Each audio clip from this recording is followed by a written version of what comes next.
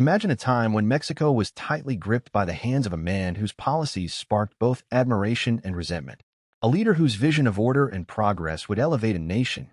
In his wake, left behind whispers of rebellion and revolution. Welcome to the story of Pax Porfiriana, the era of Porfirio Díaz, the man who ruled Mexico with an iron fist and a velvet glove.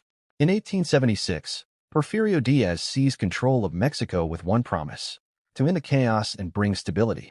And he did, but at a cost.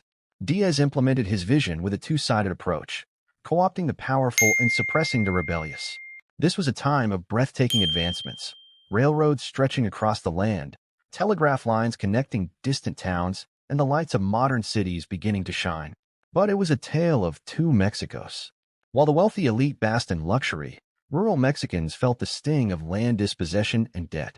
Díaz's order was a carefully constructed facade, one that concealed deep-seated social divisions. Through policies that favored the wealthy and foreign investors, he built a prosperous yet polarized society. Díaz wasn't shy about foreign partnerships. To him, economic growth was paramount. He welcomed investors from the United States, Europe, and beyond, providing them with land and resources. Railways and mines flourished, the economy boomed, and Díaz's modern Mexico seemed unstoppable. Yet, for the Mexican people, especially in rural areas, this growth often meant exploitation. Indigenous lands were seized, small farmers became tenants on their own soil, and the infamous Rurales, Díaz's rural police force, kept any opposition in check. The locals had two choices: comply and survive, or resist and risk everything. Díaz's rule wasn't just brute force. His advisors, the Cientificos, embraced ideas like positivism and social Darwinism, philosophies that deemed Mexico's elite as naturally superior. Through them, Díaz crafted an ideological foundation that justified his grip on power, an orderly society led by an enlightened elite. But Mexico was changing too. The new urban middle class grew. Women entered the workforce, and calls for social reforms echoed in the cities.